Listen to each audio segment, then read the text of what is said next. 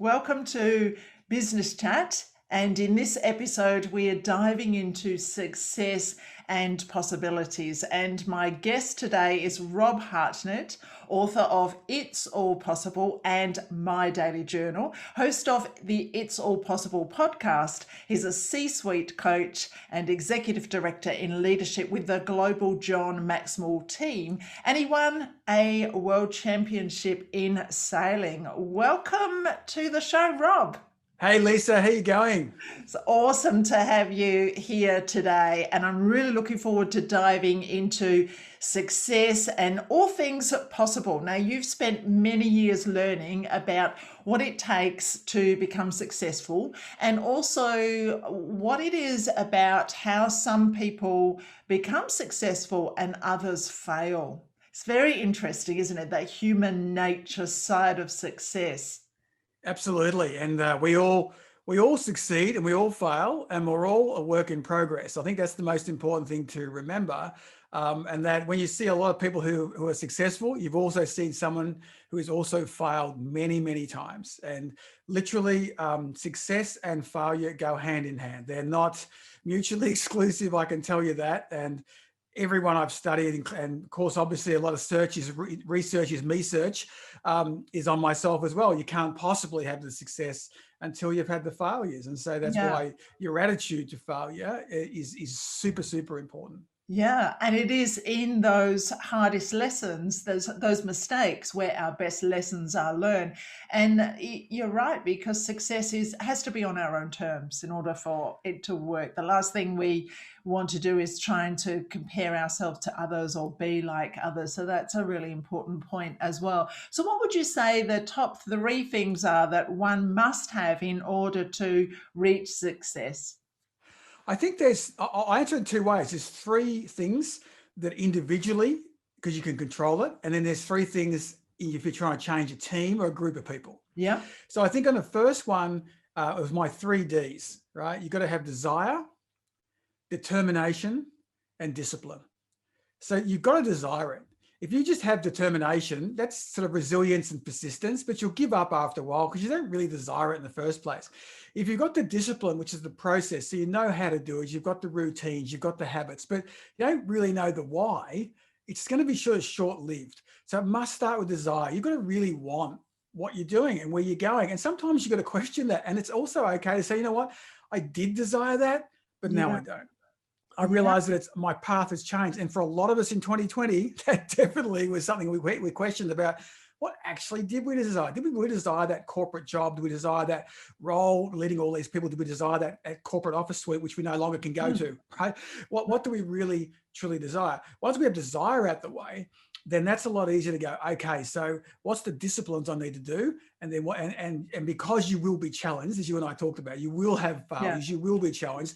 People will challenge you, things will challenge you. You've got to have determination to succeed. So I think that's on the individual. On the team side, it's leadership. So you need people who can lead, not just be a leader with a title, but you need people who are leaders who get people going. But then you need the accountability to keep people going. So you need leadership, accountability, and discipline. So that's what I see on the team side. That leadership that keeps everyone going, the accountability that makes sure everyone's doing what they say they're going to do, and then the discipline to ensure that everyone's going along and we're all turning up at the right time. We're doing what we said we we're going to do, and the team is going in momentum, but being led in the right direction. Fabulous. Awesome tips. I love that you have your 3 tips for individuals as well as your 3 tips for teams. That's really great. And what I love about your book, It's All Possible, I've read it cover to cover. I'm on my 3rd time reading it through, and I'm up to part 3, which is the strategy part. I love it because it is practical. I love it because it is simple, and it's the simplicity, I think, that really resonates with me. You know, when I first began my personal professional development journey, I would read some of these books about success and goal setting, and they all sort of seem to talk a lot about, you know, manifesting and abundance and visualization, and you can have anything you want, and really you can't. And I like the way that you recognize that, and also not to shy away from the hard work that you're going to have to put in, particularly if you are starting or growing a business. It's hard work, right? Absolutely. It's super hard work. It's hard work starting it. It's hard work growing it. It's hard work keeping it. Yeah, it's hard work. And that's why it gets back to, you really got to want to do it, but also just know that there'll be those, as Jim Rohn said it so well, there's seasons. There's seasons to work hard. There's seasons to relax. There will be those times when they'll come good, but there are also times when you just got to knuckle down. Yeah. And you got to be aware of that they will be there and you need to do the work. Yeah, I love a phrase in your book where you talk about creating the dream delivery team. That's where I'm at in my business, Right. outsourcing and finding the right people, because when you first start up, you're on this massive learning curve, learning to do all the things that we have to do, wearing all the hats. And then it's very easy to become a little bit you become a bit of a micromanager and you want to keep hold of it all. That learning to let go is a pivotal point in business. Would you agree? I think learning to let go, being able to let go and knowing how to let go Yeah. is a really important part. But, it's also important that you do the work so you know what to let go of and you can manage it. And I learned that really early on from a guy called Graham Wood, who started whatif.com. And Graham was not a tech guy, but he took himself back to night school and taught himself or learned how to code, right? Because he had the idea for whatif.com, which is like a accommodation global business, but he wanted to know enough. So when he briefed the techs and the geeks, that he knew when they were either trying to, snowball him, or he could make it really simple and brief for them so they got it, that they knew that he knew. And so he took himself back. He didn't intend to code. He didn't intend to build whatif.com, but he wanted to know enough so he could outsource it properly. And I think that's something that people just go, oh, let's just outsource that. I see people do it in sales, Lisa, a lot. They go, I'm kind of love my product. I'm going to hire a salesperson. Dumbest mistake you can make. They don't have the passion you have. They don't know where it came from. They can't tell a story. You teach so beautifully.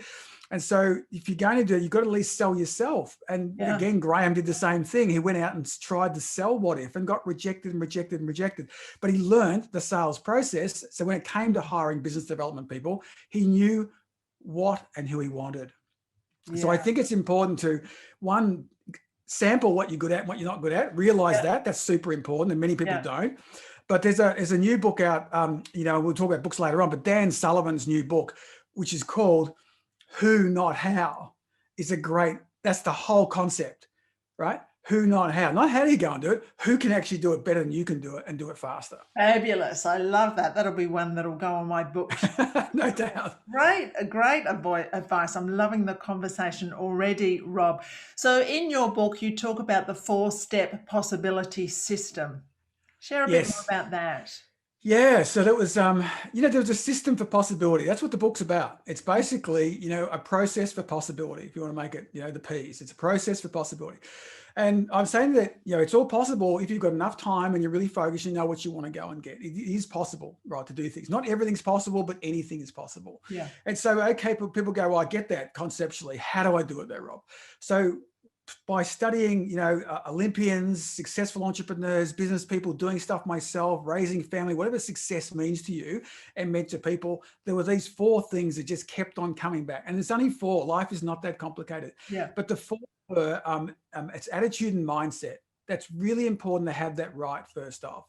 And what I mean by that is it's your attitude and mindset about being able to achieve it, being able to see yourself in that role, being able to have the right learning capacity to say, I'm going to fail, but I'm going to learn, I'm going to grow. I'm open to getting coaching. I'm open to getting assistance. So attitude and mindset, because if your attitude and mindset is small, your ideas will be small. Your vision will be small. Your strategy will be small. And no one on this earth needs you to be small. I want Lisa to be big and successful because you will impact more people. I don't want Lisa to be small because that doesn't do anyone any good, right? Wow, I so love attitude that. and mindset. So you've got to get that right. Yeah. So that's the first one. Then you go, okay, what's my vision? What's my vision for this? What does it look like 6 months, 12 months, 18 months out? It's the old question we ask sometimes, what's success look like? And people can't answer you sometimes because they don't know. What does it look like? And you've got to go as detailed as you can and really believe in that detail. Not only believe it from visualizing it and seeing it, but feeling it, because we're kinesthetic. What's it feel like? And that's why someone once said to me, whatever car you want to have in the future, go rent it. Right? Because then you have to give it back, but you know what it felt like to be in it. You go, oh man, I don't want to give this back. You've got that feeling is intrinsic. So that's vision. And then from vision comes, what's my strategy going to be to achieve it? In other words, what's my team is a great one. Who's in my team? Because you can't do it on your own. No one can. So who's in the team? What are the strategies I'm going to do? And I break those down. That's where goals can start to be broken down. It starts to flesh this thing out. We start to do what I call chunk it down. I have the thing called the champion mindset. And the first C of champion is let's chunk this thing down. And then we get into, okay, we've got our strategy. What are the actions we're going to do? What can I do today? What can I do tomorrow? What are the actions we can do? And the actions, I broke into three. And again, the book is to be read in parts because there are some parts you may have all this going well for you. So the three parts of action are what knowledge do I need? What processes do I need? What skills do I need? Because skills is different than knowledge. You can be all knowledge in the world, but if you do comedy, you know that you can read every comedy book, but until you get on stage, that's the skill, right? Yeah. So it's knowledge, process, skill. And they're really the anchors that you come back to ensure that, your journey to make whatever you're impossible becomes your possible. Yeah, fabulous. I love it. I like the way you talk about having those little big things in order to see success. Well, some people call them 1%ers, but I kind of have a problem with that because quite often they're 10%. They might be small, but they're game changers. And so they're not really 1%ers because we tend to dismiss those, but they're more like game changers. And something else I pick, and you're right, the book is, you can pick it up, you can put it down, you can read a chunk, you can read a chapter, you can read it cover to cover quite comfortably if you get into it. And something that jumped out at me this morning when I just opened a page was activity is not the same as an achievement. And, we live in this busy world where everybody's sort of busy trying to get towards their goals and busy trying to be successful. What's your thoughts around the busyness pandemic? I was just on a call with a colleague in the US today, and he works with C-suite leaders, and he had this great new portal with great information, and people get excited about it. He calls back in 2 weeks. Oh man, I really wanted to get to that, and I didn't get to it. And so everyone is getting busy. Everyone is getting stuff thrown at us, and it's happening everywhere. And we have to be really judicious with our time. We have to learn how to say no. Michael Dell, the founder of Dell Computers, said the easiest word in the world is yes. I can keep on taking more stuff on, but he said the hardest one is no. But you've got to learn to be able to say no with elegance, right? Not knowing that you upset somebody or you get worried about it. We can't be worried about it. Is it fit with us or not? And so I think that there's I think it was Lou Holtz, the great US coach, who said, talks about the acronym WIN, right? What's important now? Love it. What's important now? Is it going towards where I'm going with my goals? Because we'll have distractions. They'll be thrown at us. Social media will be thrown at us. There'll be stuff come at us. And the more there's AIs and bots, there's more stuff going to come at us with distractions. And so we have to and that's why people are looking at, detoxing from social media. And I think that's all right. I mean, but it's usually short-lived. I just think we have to be smarter. But I started 2021 with unsubscribing to a whole bunch of things that were just not relevant for me this year. It is nothing personal. I love whatever I was doing with them last year, but I have to unsubscribe because it's not right for me now, but knowing I'll subscribe again, but I've got to go through that. I went through and I go through my social media. Who am I following? Who I don't need to follow? Have I changed things I'm not doing anymore? Just do that. You've got to reduce the noise in your life and then get really smart about managing your time. Yeah, and once you cull things from your life, whether it's belongings or whether it's connections or subscriptions, then you make way for new things, which is you have to. And sometimes that's people, and sometimes that people is family, and sometimes that's hard to say. But sometimes if you've got toxic people in your life, be they related or otherwise, if they're holding you back, you really got to say, do these people help me or do these people hinder me? Yeah, true. If they hinder you, then with all due respect, you've got to move on. Yeah, definitely. So time management, Rob, what are some of I've got my own favorite productivity sure you have. Time management tools. I want to hear what you recommend in terms of time management. Look, I think the first thing you've got to do, I mean, I always go back to the Eisenhower model, which is Yeah, in both books. I love it so much, which is the urgent versus important. yeah, yeah, So really being smart about urgent versus important. Now, what I did in the It's All Possible is go a little bit further than that, because I'm going to pick up your point also about delegating. yeah, So when it says urgent versus important, well, are there things in there that you don't need to do, but are still important? They're yeah, important for someone to get them done, but do you need to go and do them? Right? So it's urgent. It might be important. Doesn't mean that you have to go and do it. It could also be it's not that urgent, but it's still important. Again, who else could do it? yeah, And I look at it this way: anyone who can do the job, your job, 80% as well as you can, you should delegate it and skill them up. yeah, If yeah, they're at 80%, then your time has got to be worth way more. Otherwise, we start doing too much. So get really smart about where we can use people. And look, the era of freelancers, of Fiverr, right, of Elance, all these different tools that are out there are fantastic. People do things so much quicker and so much more efficient, as long as you get the brief right.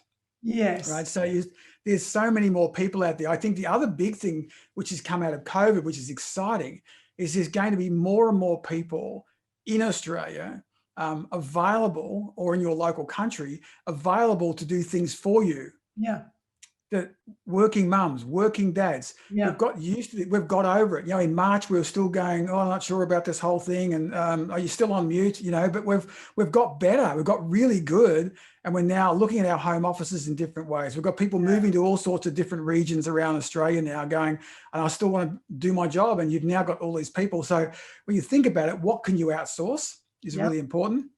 And then can you scale up? So a lot of it is, if you want to sell your business as well. I mean, if you're looking at selling a business down the track, for example, mhm, systems are critical.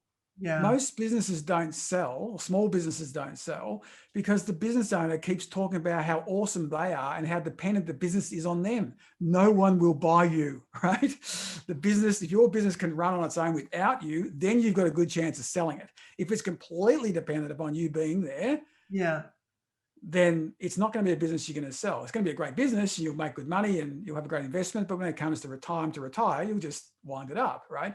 But if you yes. do want to sell it, you must systemize it. Think about, if you're going to sell it as a franchise, what would you do? So systemizing as you go along is a really smart way of doing things. Even if you don't decide not to sell, it's still going to be more efficient. Yes, I remember listening to Dale Beaumont speak a couple of years ago, and he talks a lot about systems and processes. And he said if you find yourself doing something more than 3 times, then right away create a little process for it. And that works well. I try to do that. Sometimes it falls over a bit, but definitely when you're looking for staff and people to come on your team, outsource team members, yeah, the more you've got written down and the more you can show them, the easier it is to find the right people. Yeah, absolutely. Awesome. Now, you recently gave birth to a new sibling to the It's All Possible book, the My Daily Journal, which is I would now, Lisa. I got to say, it's nowhere near. With all due respect to my wife, it's nothing like birth. God, I wish you would have put a journal out as quick as we had our children. No, that was completely different context. But I get it. It's All Possible has a sibling, a My Yes. Daily Journal, and it is available in a paper form as well as a writable PDF form, which I Yes. Yes. just love that. What I love about the Daily Journal is it's practical, it's simple, it is nice and visual, and it's got 5 simple questions. What are those 5 simple questions? Well, the 5 questions are ones that I've been using for quite a while myself, and I hadn't really put it in the context of a journal. It was really just what I used and for daily reflection. So the 5 questions, which I sort of honed over a period of time, were first question is, what made me happy today? All right, and I just had 3 points. So the Yeah. context for the journal is it's the journal for people who don't journal but should. Right? So I make it really simple for people. So Yeah. first one, three. What are 3 things that made me happy today? It might be just one, right? Second question is, who did I make happy today? Who are 3 people or 3 things, because it could be a pet, that you Yeah. made happy today, right? Yeah. Now, what's really cool about that second question is it drives the first question. Because if you actually think about the people you made happy today, it kind of makes you happy. Yeah. by default. It's really fascinating seeing people's responses to the journal around that one. Third one is, what did I learn today? And I know it sounds simple, what 3 things, but that question has been a game changer in ways I never ever thought possible. And I just wrote down what I learned today. And I had a psychologist contact me and say that changed our dinner table conversation with our teenage children. Fabulous. And I'm going, what do you mean? And That's she powerful. said, normally she said, we would just go, how was your day? What'd you learn at school? Grunt, something good, cool, nothing, no, yeah, stuff, right? Then she said, tell me 3 things you learned today. Yeah. And the first one was, stuff, grunt, but then it was like, and what else? And what else? And she said, we went from a grunt of 2 minutes to a 40-minute conversation of a great dinner table conversation. Fabulous. And I'm so blessed to hear that. It's exciting. And I never would have thought of it that way, but that's the beauty of the questions. They can be used in all different ways. The fourth one is the gratitude side, which is what am I grateful for today? 3 things I'm grateful for. And the 5th one is also grateful and around gratitude, but it's gratitude in the future. It's paying it forward. It is what am I grateful for tomorrow? That's an interesting concept. What am I grateful for tomorrow? Tomorrow. And this is where it connects back to your vision and your goals. Okay. So I'm grateful for the wealth in my life. I'm grateful for the health in my life. I'm grateful for the family I have in my life. I'm grateful for this beautiful relationship I have in my life. I'm grateful for the 67 Mustang, with these wheels in my life. So it's starting to visualize it, but it's connected. And there's 3 there. So and people, it's completely up to them what they write. But it's gratitude for today, but also gratitude for tomorrow. And, I this great quote from the late Kenny Rogers. And his quote was this.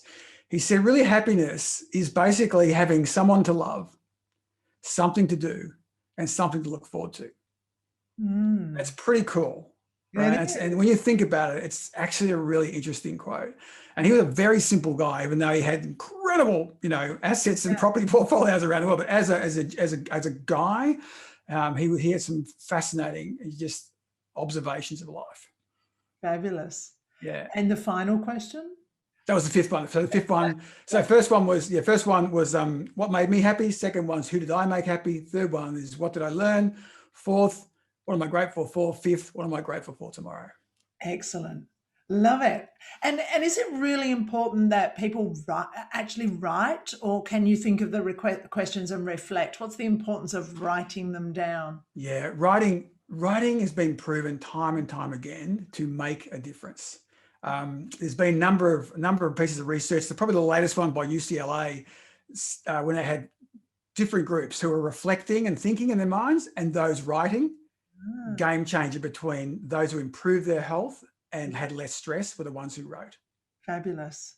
Yeah. People who just take that pen. And Susan Sontag had a great quote about journaling. She said, it's not just an account of my everyday, it's an account of what it could be as well.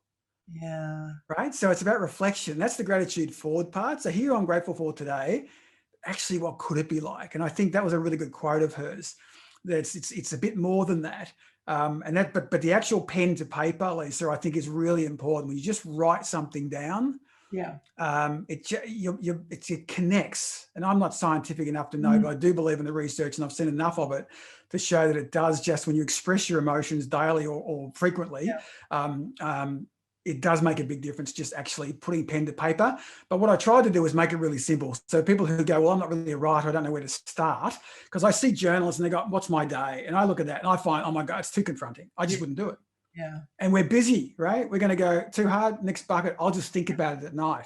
Yeah. But so I wanted to make it really just a few pointers. And so the way the book's laid out is, on one page, it has the 5 questions. On the other page, it's blank with a to-do list and usually an inspirational quote. Because what I found, because this is all built for me, frankly, was that when I'd be doing my reflections, I'd have ideas for the next day. Or I'd say, I'll tell you what really happens with this, Lisa, is when you do the gratitude for tomorrow, your mind is such a powerful resource. It goes, okay, so we better start moving toward that goal. Fabulous. And it comes up with ideas to do something. Fabulous. And I can't there's wait the to get space. started. I only got Have my a crack at review it. yesterday. I'm going to get started. It Have a sounds crack. very I'll exciting. give you a challenge though, Lisa. See, Okay. if you can do it 5 days in a row, Yeah. I'll guarantee you it's a game changer. I look forward to that challenge, Rob. It sounds Yeah, awesome. And I love its simplicity. We don't need anything else in our life that is right. going to take up more time. Let's talk about coaching. Now, we know the importance of having mentors and coaches in our lives. For people who are listening who are maybe considering getting a coach or a mentor, what are the things to look for when engaging a coach? Look, the most important thing with engaging a coach is what are you looking for from the coach? Hmm. So first thing is actually you. What are you looking for from the coach? And are you coachable? All right. So that's a self-reflection, because a coach can't coach you if you're not open to it. If Yeah. you've rejected coaching, you're not open to a different piece of advice, well, then you're really wasting their time and yours and your money. So firstly, you must be open to the coaching. You must be open to the reflection. So that's important. The second one is be specific about what you want them to coach you in, right? Yeah. And therefore, don't limit it to one coach. Mm. Um, I saw this in evidence just in the last couple of years. Valentino Rossi, the 9-time world motorcycle champion, recruited a new coach to help him on right-hand corners. So Right specific. now, very specific, because Yeah. he's looked at his timesheets and he's found the one place he's losing time is on right-hand corners. Yeah. He's Yeah. good everywhere else. He doesn't need anyone else for it. He's got the other coaches. He's got plenty of coaches, right? He's got them, but right-hand corner was a problem, and none of his existing coaches, he felt, could step to that. And so I think it was Luca Catalora, one of the ex-Italian riders. That was it. So on right-hand corners, you will see Luca Catalora. You won't see him on the left-hand ones, but he's on the right-hand ones. Now it could be, and I don't know, Valentino might be right-handed or left-handed, so he's got to overcome something that's not natural to him. Yeah. But remember, he's also 9 times world champion. He's no slouch.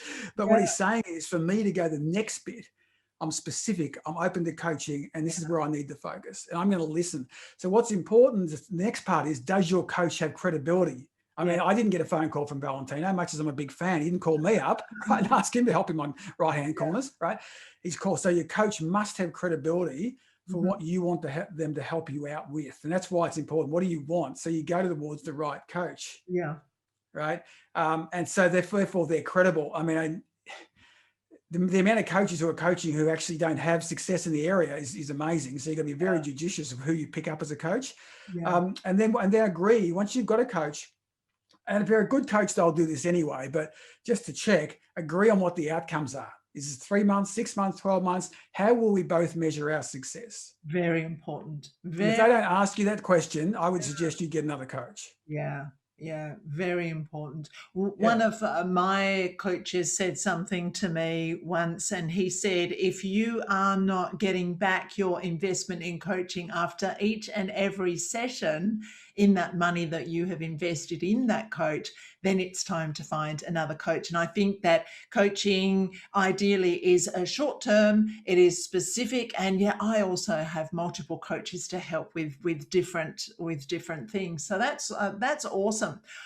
I have really enjoyed chatting with you, Rob, about success, about possibilities. I love your book, It's All Possible. Really excited about getting started with my daily journal. And I really love your work, Rob.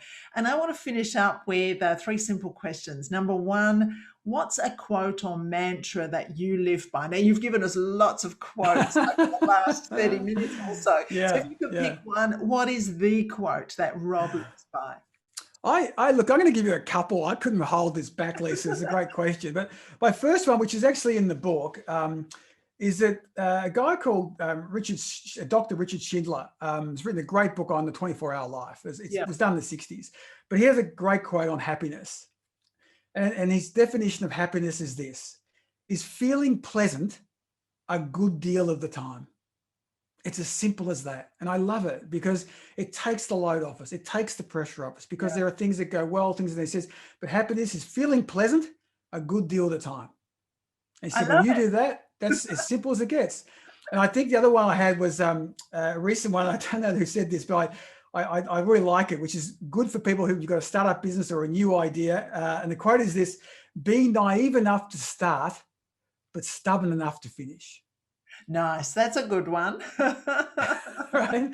So sometimes if we knew what we knew now, we wouldn't have started. Oh, We would have gone, oh my God.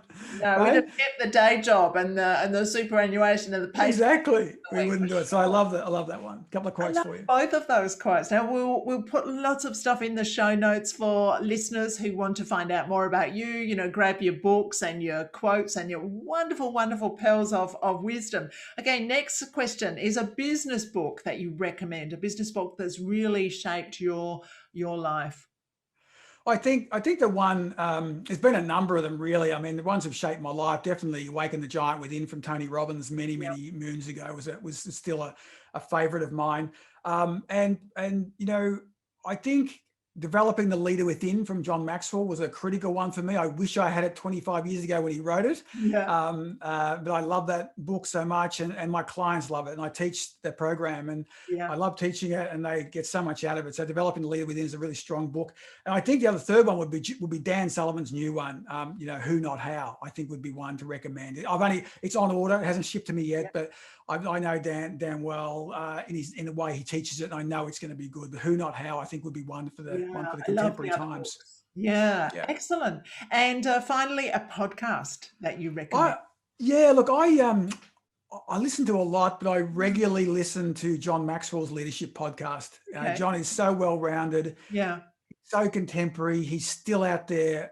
You know, I think he's 75 now. John, I may have overdone it. It could be a little bit, it could be 73, but he's just still at the forefront of leadership. Yeah. He's at the forefront of what's going on in the US right now. He's got a new book out called Change Your World. Yeah. I mean, he's just prolific. I mean, he gives birth to a book every 4 months. I think he's unbelievable. But I think John's podcast is a great way of keeping up with John without having to read all the books. But his leadership podcast is fantastic. Yeah, fabulous, awesome. And people can find out more about you. Website is robhartnett.com. That's the one, yeah, robhartnett.com. And then usually at Rob Hartnett is for Twitter and Instagram, and Rob-Hartnett on LinkedIn. Fabulous. It's been an absolute pleasure having a chat with you today, Rob. I love your t-shirt, Possibility, and really love your work. Thank you so much, Rob. Great, Lisa. Great to chat again.